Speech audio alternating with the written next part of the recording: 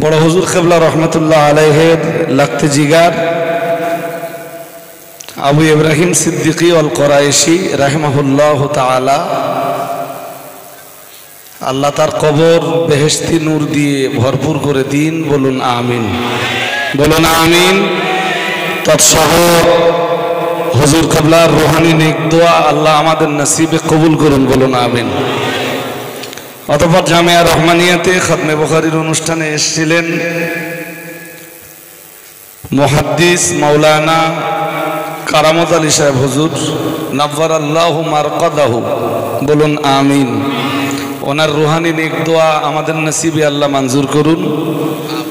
উনি সেবারে আমার যতদূর মনে পড়ে জামিয়ার এই বারান্দাটায় খতমে বুখারী হয়েছিল। আপনারা অনেকেই ছিলেন, একদম প্রথম দিকের গল্প বলছি আমি। তো উনি সেখানে মুফতি সাহেবকে পীর বলে ঘোষণা দিয়েছিলেন। মুফতি সাহেবকে পীর বলে ঘোষণা দিয়েছেন ফুরফুরা শরীফের ছোট হুজুর কেবলা রহমতুল্লাহ আলাইহের সুযোগ্য আওলাদ পীরজাদা আসেম বিল্লাহ সিদ্দিকী আল কোরাইশি বারাকাল্লাহু ফি হায়াতিহি। বলুন আমিন। মুফতি সাহেবকে পীর বলে ঘোষণা দিয়েছেন পীরজাদা শাহিমুদ্দিন সিদ্দিকী আল কোরাইশি হুজুর কেবলা বারাকাল্লাহু ফি হায়াতিহি। বলুন আমিন।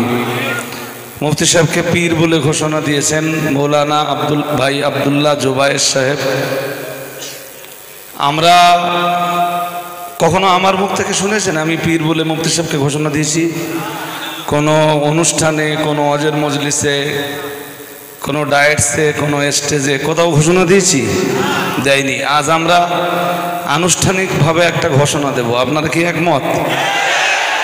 তাহলে আমি মুফতি সাহেবের জন্যে বা আমরা মুফতি সাহেবের জন্যে যে শব্দটা নির্বাচন করব, আজ থেকে আপনারা সবাই সেই শব্দটাই ব্যবহার করবেন। সবাই একমত? সবাই একমত?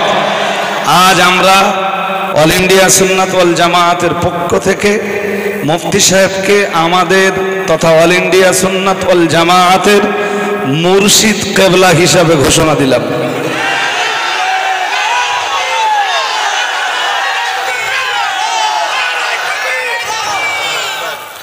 দ্বিতীয় ঘোষণা, আপনারা অনেক কষ্ট করে আজকে এসছেন। আগামী মঙ্গলবার খাদিজার জন্মলগ্ন থেকে স্বপ্ন ছিল আমাদের যে কবে আমরা 100 করে মেয়ে প্রতি বছর ফারাগাত করতে পারবো, অর্থাৎ 100 করে মেয়ে প্রতি বছর মৌলানা হিসাবে কমপ্লিট দিতে পারবো। এই প্রথম বছর আমাদের সেই স্বপ্ন পূরণ হতে চলেছে, যে কারণে আমরা শুরুতে একবার প্রথমবার যখন খাদিজাতে বুখারী শরীফের ওপেনিং হয় মুফতি সাহেবকে দিয়ে ইবতেদায়ে বুখারীর মজলিস করেছিলাম। আর এবছরে আমরা আমাদের স্বপ্ন পূরণ হওয়ার কারণে ইবতেদায়ে বুখারীর মজলিস করতে যাচ্ছি আগামী মঙ্গলবার সকাল 10টা থেকে বেলা 2টা পর্যন্ত। দুপুরবেলা আপনাদের জন্য মেহমান নামাজির ব্যবস্থাপনাও থাকবে। আপনাদের সবাইকে দাওয়াত দিচ্ছি, মেহরবানি করে দাওয়াতটা কবুল করবেন। একটু আওয়াজ দিতে হবে এবার, নারা তাকবীর।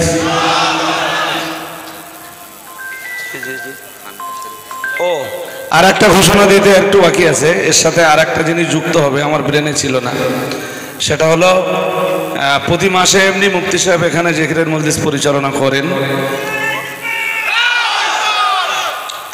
আর আনুষ্ঠানিকভাবে হুজুর মাঘ মাসে কত তারিখে আছে না? 10 তারিখ। মাঘ মাসের 10 তারিখে বাদ মাগরিব, টাইমটা বাদ মাগরিব।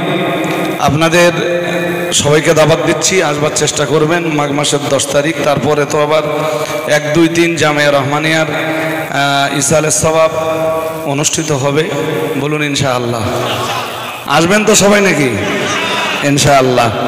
তো জামিয়ার ইসালের সওয়াব পেরিয়ে যাবার পরে একটা নির্দিষ্ট ডেট হবে, সেই ডেটে প্রতি মাসেই জামিয়া রহমানিয়াতে এইভাবে এরকম আনুষ্ঠানিকভাবে জিকিরের মজলিস হবে।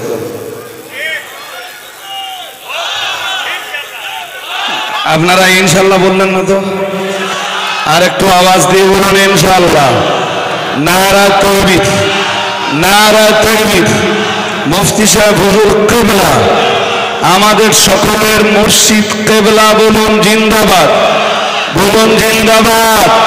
আমাদের মুর্শিদ কিবলা বলুন জিন্দাবাদ। নারা তাকবীর, নারা তাকবীর। অল ইন্ডিয়া সুন্নাত ওয়াল জামাআত জামিয়া রহমানিয়া